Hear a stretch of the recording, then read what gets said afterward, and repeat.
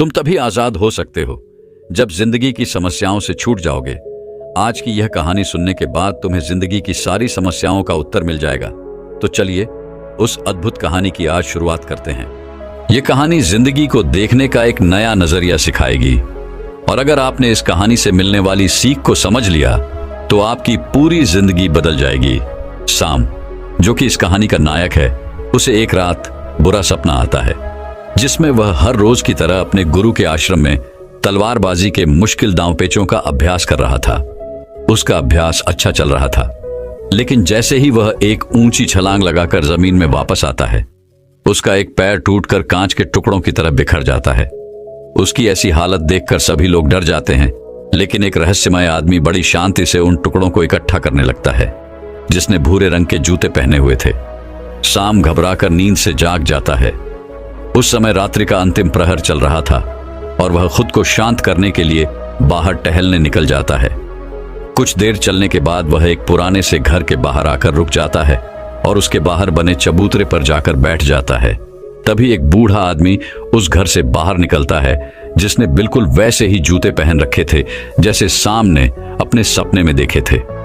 साम उसे कहता है कि तुम्हारे पैरों में अलग अलग जूते हैं। तो जवाब में वह आदमी कहता है कि इसमें से एक जूता नया है और दूसरा पुराना। फिर साम वहां से उठकर जाने लगता है और वह आदमी वहीं चबूतरे पर बैठ जाता है। लेकिन जब अगले ही पल शाम पीछे मुड़कर उस आदमी को देखता है तो वह आदमी उस घर की छत पर पहुंच चुका था, जो कि आश्चर्यचकित कर देने वाली बात थी, क्योंकि एक बूढ़े आदमी के लिए बिना किसी सहारे के इतनी जल्दी छत पर पहुंच जाना असंभव बात थी। साम उस बूढ़े आदमी से पूछता है कि उसने ऐसा कैसे किया, लेकिन वह आदमी रहस्यमय ढंग से चुपचाप उसकी ओर देखता रहता है। तो सांभ वहां से चला जाता है। फिर सांभ आश्रम के अभ्यास मैदान में तलवारबाजी का अभ्यास करने जाता है। साम अपने आश्रम का सर्वश्रेष्ठ तलवारबाज था, लेकिन वह अपने प्रदर्शन से संतुष्ट नहीं था। वह खुद को दूसरों से बेहतर समझता था, इसीलिए वह थोड़ा घमंडी भी था। अपने आप को सबसे श्रेष्ठ साबित करने के लिए वह तलवारबाजी पर ऐसे ऐसे प्रयोग करता था जो कि बहुत ही मुश्किल और खतरनाक थे। ऐसे प्रयोग करके वह सर्वश्रेष्ठ तलवारबाज बनना चाहता था, क्योंकि तलवारबाजी के क्षेत्र में ऐसे प्रयोग और अभ्यास आज तक किसी ने नहीं किए थे। लेकिन उन अभ्यासों को वह कर नहीं पा रहा था और बार बार जमीन पर गिर जाता था। उसके गुरु को यह सब जानलेवा अभ्यास पागलपन लगते थे। वह उससे कहते हैं कि तुम एक बेहतरीन योद्धा हो, लेकिन तलवारबाजी के इन अभ्यासों को कर पाना संभव नहीं है, क्योंकि इसके लिए असाधारण ताकत, अचूक टेक्निक और निडरता की जरूरत है। और अगर तुमसे जरा सी भी गलती हुई तो तुम बुरी तरह घायल हो सकते हो या फिर तुम्हारी जान भी जा सकती है। गुरु की बातें शाम को दुखी कर देती हैं। उसे इन विशेष अभ्यासों को करने के लिए विशेष प्रशिक्षण की जरूरत थी। तो मदद मांगने वह उस बूढ़े आदमी के पास चला जाता है। शाम उससे पूछता है कि आप पलक झपकते ही उस ऊंची दीवार पर उस दिन कैसे चढ़ गए थे, क्योंकि मैं खुद एक योद्धा हूं और मैं अच्छी तरह यह जानता हूं कि कोई भी योद्धा ऐसा नहीं कर सकता। वह आदमी कहता है उसे समझने के लिए अभी तुम बहुत कमजोर हो और तुम्हें बहुत कुछ सीखने की जरूरत है। लेकिन शामू को अपने अभ्यास और ज्ञान पर बहुत घमंड था, इसीलिए वह कहता है कि मुझे हर चीज की जानकारी है और तुम मुझसे कोई भी सवाल पूछ सकते हो। तो वह बूढ़ा आदमी उससे पूछता है कि क्या तुम खुश हो। शाम को यह प्रश्न भी मतलबी लगता है, लेकिन फिर भी वह कहता है कि मेरे पिता के पास बहुत सारा धन है, मैं पढ़ाई में भी अच्छा हूं, मेरे अच्छे मित्र हैं, मैं देखने में भी सुंदर हूं और लड़कियां मुझे पाने के लिए मरती हैं। जवाब में वह बूढ़ा आदमी कहता है कि अगर तुम्हारे पास सब कुछ है तो फिर तुम रात में सो क्यों नहीं पाते। तुम कल भी रात्रि के अंतिम प्रहर में मेरे पास आए थे और आज भी तुम रात्रि के अंतिम प्रहर में ही आए हो। उस बूढ़े व्यक्ति की रहस्यमय बातें सुनकर शाम उसकी तुलना दुनिया के महान दार्शनिकों से करने लगता है और उसे दार्शनिक बाबा के नाम से ही बुलाने लगता है। उसके बाद वह आदमी पूछता है कि अगर तुम देश के सर्वश्रेष्ठ तलवारबाज की प्रतियोगिता का हिस्सा ना होते तो तुम क्या कर रहे होते। यह प्रश्न सांभ को अंदर से हिलाकर रख देता है, क्योंकि उसने सर्वश्रेष्ठ तलवारबाज बनने के अलावा और कुछ भी नहीं सोचा था। पर उस बूढ़े आदमी ने यह सवाल पूछा क्यों।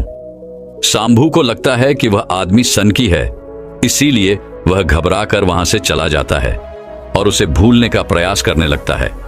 अपनी रोजमर्रा की जिंदगी की तरह वह दोस्तों के साथ मजे करता है, नशा करता है और लड़कियों को आकर्षित करके उनके साथ समय बिताता है।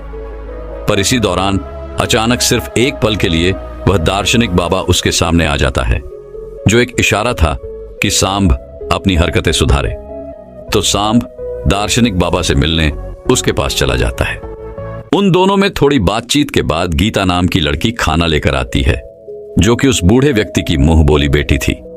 फिर वो दोनों खाना खाने लगते हैं तो सांब अपने मुंह में खाना ठूसने लगता है और जल्दी जल्दी खाने लगता है।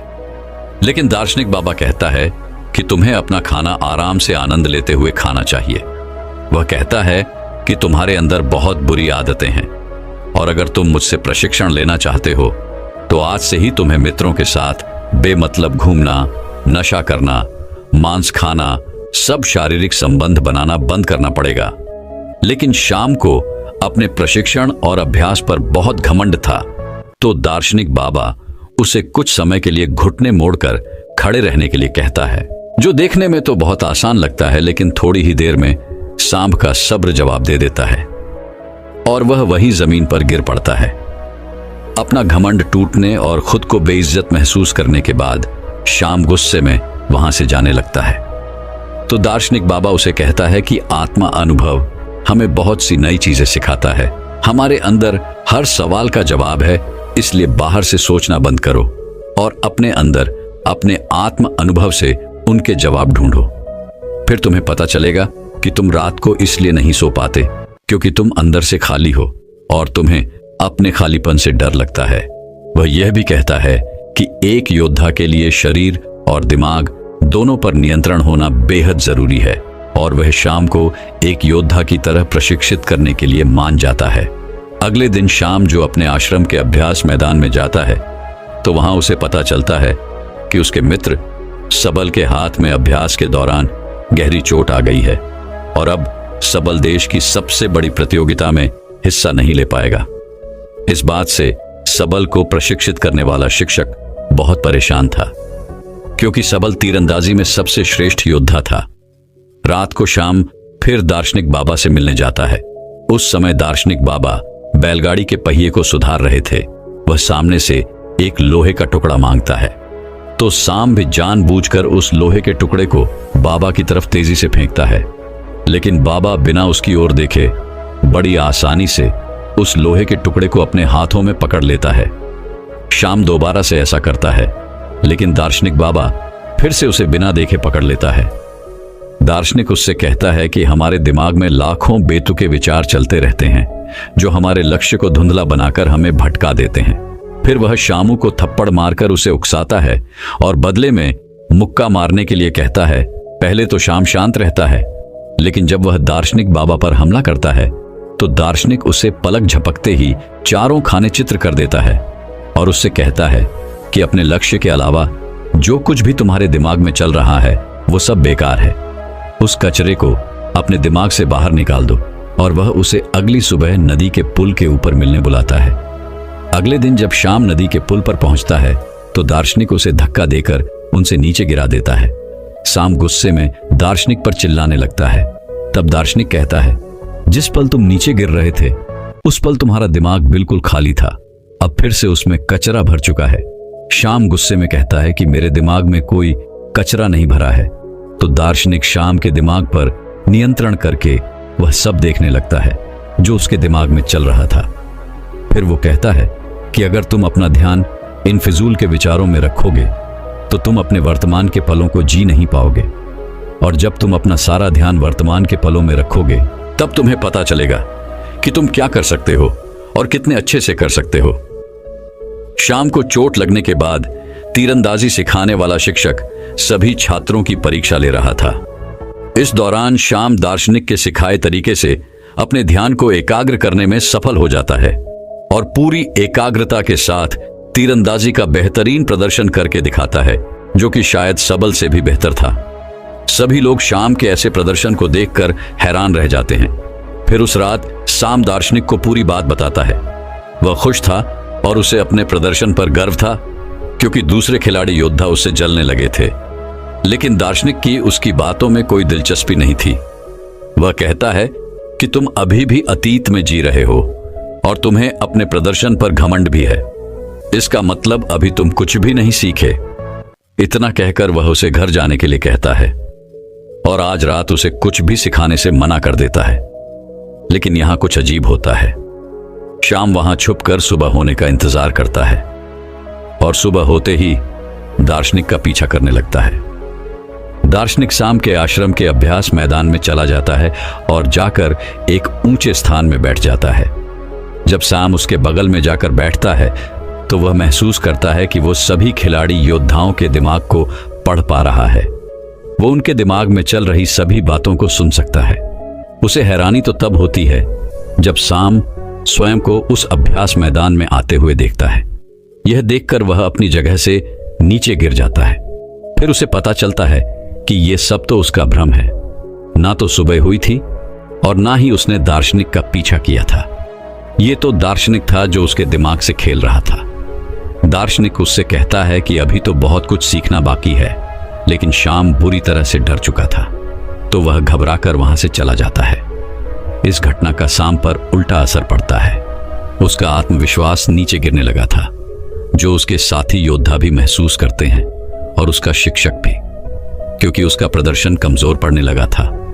अगले दिन वह दार्शनिक के घर के बाहर गीता को देखता है, जो कि दार्शनिक के लिए खाना लेकर आई थी। वह उससे कहता है कि मुझे लगा था कि दार्शनिक के तरीकों से मैं एक बेहतर योद्धा बन सकता हूं, लेकिन मेरे साथ बिल्कुल उल्टा हो रहा है। फिर दार्शनिक शाम से वो सारे काम करवाता है जो आज से पहले उसने कभी नहीं किए थे, जैसे कि कचरा साफ करना, गंदगी साफ करना, कपड़े धोना, लोगों की मदद करना, घूमना और गप्पे मारना बंद, मांस खाना बंद। सामने ये सब कर तो रहा था, लेकिन उसे यह सब बेमतलब लग रहा था। उसका प्रदर्शन सुधरने की बजाय दिन प्रतिदिन खराब होता जा रहा था, क्योंकि वह दार्शनिक की बातों को समझ नहीं पा रहा था। और एक दिन तंग आकर वह दार्शनिक से झगड़ने लगता है। वह कहता है कि गंदगी साफ करके मैं कौन सा योद्धा बन सकता हूं, लेकिन दार्शनिक कहता है कि मैं तुम्हें किसी भी स्थिति में ध्यान करना सिखा रहा था और इससे तुम्हारा घमंड और बुरी आदतें कम हो जाएंगी। लेकिन शाम का गुस्सा बढ़ता ही जा रहा था। वह कहता है कि तुमने पहले दिन मुझसे पूछा था कि क्या मैं खुश हूं, तो आज मैं तुमसे पूछता हूं कि क्या तुम इस खंडर में खुश हो। असल में शामू को लगता है कि दार्शनिक जिंदगी से हारा हुआ व्यक्ति है, जो अपनी जिंदगी में सफल नहीं हो पाया है, और उसकी रहस्यमय बातें सुनकर वह गलती से उसके चक्कर में फंस गया है। दार्शनिक उसे अपनी भावनाओं पर काबू करने के लिए कहता है, लेकिन शाम तो उसकी एक भी सुनने को तैयार नहीं था और गुस्से में वह दार्शनिक से कहता है कि अपनी खुशी में खुद तलाश लूंगा, और अपना प्रशिक्षण छोड़कर वहां से चला जाता है। अफसोस शाम ये समझ नहीं पाया कि दार्शनिक उसे निस्वार्थ भाव से दूसरों की सेवा करना सिखा रहा था, जिससे उसका घमंड कम हो सकता था। खैर, शाम ने अपनी पुरानी दिनचर्या को वापस अपना लिया था, जैसे नशा करना, मांस खाना, दोस्तों के साथ भी समय बर्बाद करना, लड़कियों को आकर्षित करके उनके साथ समय बिताना और दूसरों से श्रेष्ठ लिखने के लिए जानलेवा अभ्यास करना। एक दिन ऐसे ही जब वह खतरनाक अभ्यास कर रहा था, तब ऊंचाई से गिरने पर उसका पैर बुरी तरह घायल हो जाता है। फिर इलाज के दौरान उसे पता चलता है कि उसके दाहिने पैर की हड्डी सिर्फ टूटी नहीं है, बल्कि चकनाचूर हो गई है, जिसमें अलग अलग 17 दरारें पड़ चुकी हैं। चिकित्सक उससे कहते हैं कि अगर तुम अपना ठीक से ध्यान रखोगे तो अगले कुछ महीनों में तुम चलने लगोगे, सिर्फ चलने। शाम को पता चल चुका था कि उसका सर्वश्रेष्ठ तलवारबाज बनना लगभग असंभव हो चुका है, क्योंकि उसे चलने के लिए भी बैसाखी का सहारा लेना पड़ता था और उसका प्रशिक्षण भी पूरी तरह से बंद हो चुका था। टांग टूटने के साथ ही अब उसका घमंड भी टूट चुका था। फिर एक दिन गीता उससे मिलती है। उसे शाम की चिंता हो रही थी, क्योंकि देश की सबसे बड़ी प्रतियोगिता में हिस्सा लेने का उसका सपना टूट चुका था। वो दोनों एक दूसरे को अच्छी तरह से समझते थे और वो एक दूसरे को पसंद भी करने लगे थे। शाम अपने सपने को यूं ही टूटता हुआ नहीं देखना चाहता था, इसीलिए वह अपने शिक्षक से मिलता है और कहता है कि मैं अभी की छोटी छोटी प्रतियोगिताओं में तो हिस्सा नहीं ले पाऊंगा, लेकिन 10 महीने बाद योद्धाओं के चुनाव की जो अंतिम प्रतियोगिता होगी, मैं उसमें जरूर हिस्सा लूंगा। जिसके लिए उसने प्रतियोगिता कराने वाली समिति को अपना आग्रह पत्र भी भेज दिया है। लेकिन शिक्षक को उसकी हालत देखकर लगता है कि श्याम अब कभी भी प्रतियोगिता में हिस्सा नहीं ले पाएगा, क्योंकि उसके पैर की हड्डियां टूटी हुई है और अब उसका प्रशिक्षण भी बंद हो चुका है। अपने सपने को टूटता हुआ देखकर श्याम गुस्से से भर जाता है और घर जाकर तोड़ फोड़ करने लगता है। यह दौर उसकी जिंदगी का सबसे मुश्किल दौर था। उसका सब कुछ बर्बाद हो चुका था। अब उसके जिंदा रहने का कोई मतलब नहीं था। इसलिए अपनी जिंदगी खत्म करने के लिए वह एक ऊंची इमारत पर चढ़ जाता है। इससे पहले कि वो नीचे कूद पाता, वहां कुछ अजीब होने लगता है। उसे एक इंसान नजर आता है जो कोई और नहीं बल्कि उसी की बुरी परछाई थी। वो परछाई उसके घमंड, उसके गुस्से, उसके डर, उसके संदेह और उसके अंदर चल रही उथल पुथल की थी। वो कोई और नहीं बल्कि उसी के अंदर का शैतान था। वो शामू को नीचे कूदने के लिए उकसा रहा था। यहां शाम समझ जाता है कि अगर वो अपने अंदर की सभी बुराइयों को खत्म कर देगा तो उसके अंदर शांति आ जाएगी। तभी वह शैतान नीचे गिरकर हमेशा के लिए खत्म हो जाता है। लेकिन यह सब तो बस उसका एक सपना था। वह शैतान तो अभी भी उसके अंदर ही था। उसने सपने के जरिए अपनी जिंदगी की सच्चाई को देखा था, तो मदद मांगने वह दार्शनिक के पास चला जाता है। फिर शाम दार्शनिक के पास जाकर रोने लगता है। दार्शनिक उसे कहता है कि हर चीज का एक मकसद होता है। अब तुम्हें अपने सवालों के जवाब अपने अंदर से ही ढूंढने पड़ेंगे, और जब तक तुम्हें अपने अंदर से कोई खास जवाब नहीं मिलता तब तक तुम उस पेड़ के नीचे बैठे रहो। शाम पेड़ के नीचे बैठकर सोचने लगता है। उसके पास समय तो बहुत था, लेकिन वो क्या सोचे उसे यह पता नहीं था। वो बार बार अपने नए जवाब के साथ दार्शनिक से मिलता, लेकिन हर बार दार्शनिक उसके जवाब से संतुष्ट नहीं होता था और उसे वापस भेज देता था। फिर सारी रात सोचने के बाद जब सुबह वह एक नई शादीशुदा जोड़े को देखता है तो उसे अपना जवाब मिल जाता है कि हमारी जिंदगी का एक एक पल बहुत खास है, हमें अपनी जिंदगी की कद्र करनी चाहिए। उसका यह जवाब सुनकर दार्शनिक खुश हो जाता है। शाम को अपनी जिंदगी की कीमत पता चल चुकी थी। अब ऊंची इमारत से कूदने के विचार उसके दिमाग में नहीं आएंगे। दार्शनिक के साथ रहते हुए वह बहुत सी नई बातें सीखता है। दार्शनिक उसके अंदर फिर से जीने की आशा देखता है और अपनी जिंदगी फिर से शुरू करने के लिए उसे तैयार करता है। फिर एक दिन शाम अपने मित्रों से मिलता है और अतीत में अपने बुरे व्यवहार के लिए उनसे क्षमा मांगता है। उसके मित्र शाम का यह रूप देखकर हैरान रह जाते हैं। दार्शनिक के विचारों ने शाम को पूरी तरह से बदल दिया था और एक दिन शाम दार्शनिक से कहता है कि वो उसी की तरह लोगों के निस्वार्थ भाव से सेवा करने के लिए तैयार है। लेकिन दार्शनिक उसे उसकी तलवारबाजी का प्रशिक्षण फिर से शुरू करने के लिए कहता है, पर संघ उससे सहमत नहीं होता।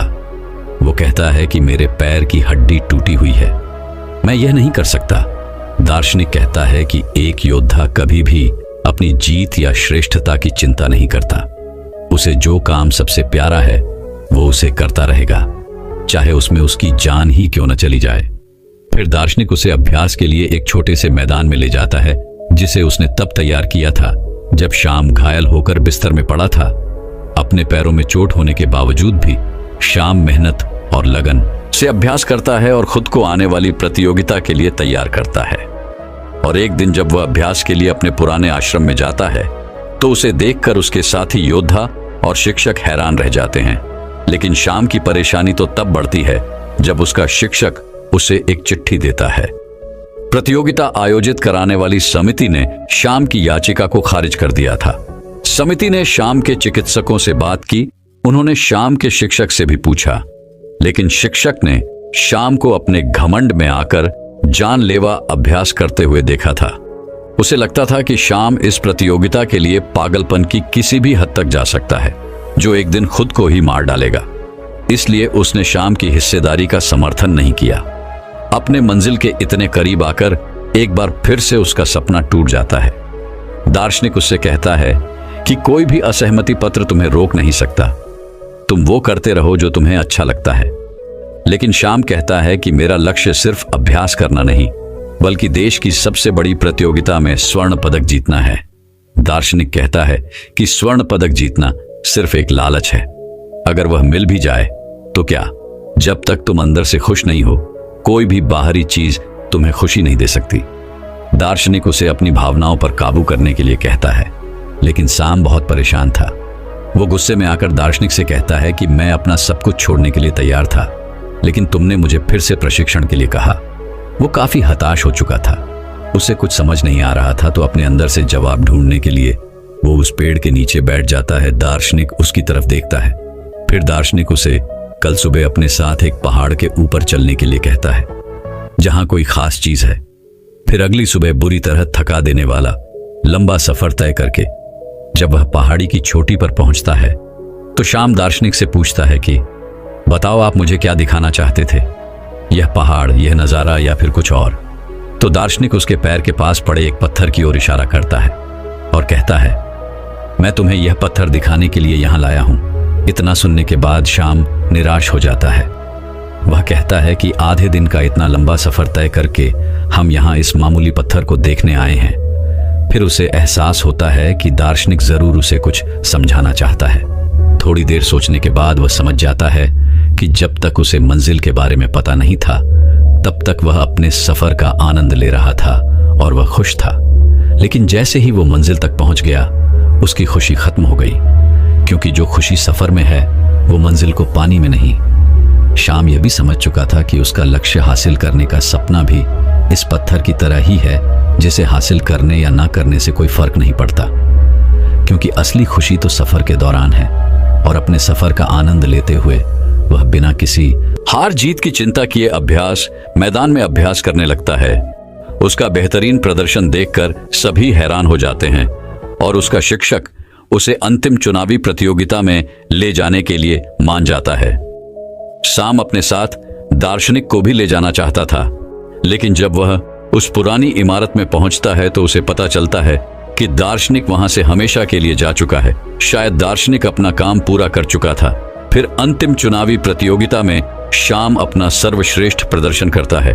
उसका अपने दिमाग पर पूरा नियंत्रण था। उसे प्रतियोगिता जीतने का लालच या डर नहीं था, वो तो बस इस पल का आनंद ले रहा था। इतनी भयंकर दुर्घटना के बाद भी उसका ऐसा श्रेष्ठ प्रदर्शन देखकर सभी लोग बहुत ज्यादा हैरान थे। इसके बाद सामने अंतिम प्रतियोगिता में देश के सबसे बड़े योद्धा का खिताब जीता और उसने गीता के साथ शादी भी कर ली। बाद में सामने अपनी किताबों और बातों के माध्यम से दार्शनिक के विचारों को जनता के पास पहुंचाने का प्रयास किया। तो दर्शकों, चलिए अब सफलता के ऊपर अगली रोचक कहानी की शुरुआत कुछ इस प्रकार होती है। एक बहुत बड़ा चोर था। उसने अपनी पूरी जिंदगी चोरियां ही की थी, लेकिन वो कभी भी पकड़ा नहीं गया। सारी दुनिया जानती थी कि वह चोर है। उसके चोर होने की खबर सम्राट तक को थी। सम्राट ने तो उसे एक बार दरबार में बुलाकर सम्मानित भी किया था कि तू अद्भुत आदमी है, दुनिया जानती है, हम भी जानते हैं कि तू चोर है। तूने कभी अपनी असलियत छुपाई भी नहीं और चोरी करते हुए तू कभी पकड़ में आया नहीं। तेरी कला अद्भुत है। बरसों बीत जाने के बाद जब वह चोर बूढ़ा हो गया तो उसके बेटे ने कहा, अब मुझे भी अपनी कला सिखा दो। मौत का क्या भरोसा, वह कभी भी आ सकती है। तो बूढ़े बाप ने कहा, ठीक है, अगर तू यह कला सीखना चाहता है तो मैं तुझे सिखा दूंगा, बस तू कल रात मेरे साथ चल। वह बूढ़ा चोर अपने साथ अगले दिन लड़के को लेकर गया। उसने एक घर में सेंध लगाई। लड़का खड़ा खड़ा सब देख रहा था। बूढ़ा चोर ऐसे सेंध लगा रहा था इतनी तन्मयता से कि जैसे कोई चित्रकार चित्र बना रहा हो, कोई मूर्तिकार मूर्ति बना रहा हो, कोई भक्त मंदिर में पूजा कर रहा हो। ऐसी एकाग्रता, ऐसी तन्मयता, ऐसा लीन कि जैसे इससे कम में काम ही नहीं चलेगा। वह मास्टर चोर था। वह कोई साधारण चोर नहीं था, बल्कि सैकड़ों चोरों का गुरु था। लड़का खड़ा खड़ा कांप रहा था। ठंड का मौसम नहीं था, लेकिन डर के मारे उसे कब कभी छूट रही थी। वह चारों तरफ चौंक चौंक कर देख रहा था, लेकिन बाप अपने काम में मग्न था। उसने एक बार भी आंख उठाकर इधर उधर नहीं देखा। जब चोरी की सेंध तैयार हो गई तो बाप बेटे को लेकर अंदर गया। बेटे के तो हाथ पैर कांप रहे थे, सांस फूल रही थी। ऐसी घबराहट उसे आज से पहले कभी नहीं हुई थी, लेकिन बाप तो ऐसे चल रहा था जैसे कि उसका अपना घर हो। वह बेटे को लेकर अंदर गया। उसने कई दरवाजों के ताले तोड़े। फिर उसने कपड़े की एक बहुत बड़ी अलमारी का ताला तोड़ा और बेटे से कहा, तू इसके अंदर जा। बेटा अलमारी के अंदर गया। अंदर हीरे जवाहरात जड़ित बेशकीमती वस्त्र थे। जैसे ही बेटा अलमारी के अंदर गया, बाप ने अलमारी का ताला लगाकर चाबी अपनी जेब में रख ली। लड़का अंदर फंस गया और बाप कमरे से बाहर गया और दरवाजे के पास जाकर जोर से चिल्लाया। चोर चोर और सेन से निकलकर अपने घर चला गया। घर के सभी लोग जाग गए भी। अलमारी में बंद लड़के ने तो अपना सिर पीट लिया कि यह क्या सिखाना हुआ। मारे गए।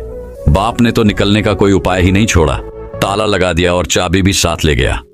पूरे घर में लोग घूम रहे थे। सेन लग गई थी और लोग पैरों के निशान देख रहे थे। नौकरानी ढूंढते हुए उस जगह पर आई जहां अलमारी में चोर बंद था। लड़के को कुछ भी नहीं सूझ रहा था कि क्या करें। बुद्धि बिल्कुल भी काम नहीं कर रही थी। लेकिन जहां बुद्धि बेकाम हो जाती है वहां भीतर की आंतरिक चेतना चाहती है। अचानक जैसे किसी ऊर्जा ने उसको पकड़ लिया और उसने इस तरह आवाज निकाली जैसे कोई चूहा कपड़े को कुतर रहा हो। ऐसा उसने अपनी जिंदगी में पहले कभी नहीं किया था। उसे खुद भी अपने पर हैरानी हुई। नौकरानी चाबी ढूंढ कर लाई, दरवाजा खोला और दिया लेकर अंदर झांका कि शायद चूहा होगा। लेकिन जैसे ही नौकरानी ने दिया लेकर अंदर झांका, उसने फूंक मारकर दिया बुझाया और नौकरानी को धक्का देकर वहां से भागा। जब वह सेन से निकला तो उसे देखकर 10-15 आदमी उसके पीछे भागे। बड़ा शोर शराबा मच गया। आसपास के सभी लोग इकट्ठे हो गए। वह जान बचाकर भागा। ऐसा वह आज से पहले कभी भागा नहीं था। उसे विश्वास ही नहीं हो रहा था कि भागने वाला मैं ही हूं। जैसे कोई और ही भाग रहा हो। भागते हुए वह एक कुएं के पास पहुंचा और वहीं पड़े एक बड़े से पत्थर को उठाकर कुएं में भटका। उसे यह भी नहीं पता था कि यह मैं क्या कर रहा हूं, जैसे कोई और ही करवा रहा है। जैसे ही पत्थर कुएं में गिरा, उसकी आवाज सुनकर सारी भीड़ कुएं के चारों ओर इकट्ठी हो गई। सबको लगा कि चोर का पैर फिसला और वह कुएं में गिर गया है। लेकिन तब चोर झाड़ झाड़ी के पीछे सांस रोककर खड़ा था। मौका मिलते ही वह दबे पांव वहां से निकलकर घर चला गया। उसने मन ही मन खुद से कहा, आज इस बाप को ठीक करना ही पड़ेगा। यह कैसा सिखाना हुआ। वह दरवाजे को धक्का देता हुआ अंदर गया। वहां बिस्तर पर बाप कंबल ओढ़े आराम से सो रहा था। उसने झटके से कंबल खींचा और कहा, यह क्या है? आप क्या मुझे मार डालना चाहते हैं? बाप ने कहा, तू आ गया, अब बाकी की कहानी सुबह सुन लेंगे। पर तू सीख गया, अब सिखाने की कोई जरूरत ना रही। बेटे ने कहा, अरे कुछ तो कहो, अरे कुछ तो पूछो मेरा हाल, क्योंकि अब मैं रात भर सो नहीं पाऊंगा। फिर बेटे ने सारी कहानी सुनाई कि मेरे साथ ऐसा ऐसा हुआ। तो बाप ने हंसकर कहा कि बस तुझे कला आ गई, ये कला सिखाई नहीं जा सकती। लेकिन आखिर तू मेरा ही बेटा है, मेरा ही खून तेरी रगों में दौड़ता है। बस अब काम हो गया, तुझे चोरी की कला का राज मिल गया। क्योंकि चोर अगर बुद्धि से चलेगा तो फंसेगा। वहां तो बुद्धि छोड़ देनी पड़ती है, क्योंकि हर घड़ी नहीं है। हर बार नए लोगों के यहां चोरी करनी है। हर मकान नए ढंग का है। पुराना अनुभव कुछ काम नहीं आता। वहां तो बुद्धि से चले कि परेशानी में पड़ जाओगे। वहां तो हर पल जागरूक रहना पड़ता है, सजग रहना पड़ता है। वहां तो अंतर्चेतना से चलना पड़ता है।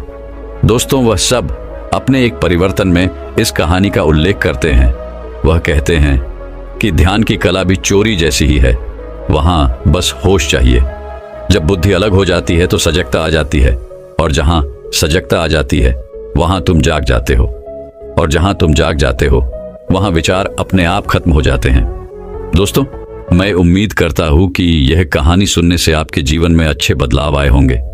आपको इस वीडियो से क्या सीखने मिला ये कमेंट करके जरूर बताइए, और अपने परिवार, दोस्तों या आपके करीबी इंसान के साथ ये कहानी शेयर करके उन्हें भी इस ज्ञान से परिचित करवाएं।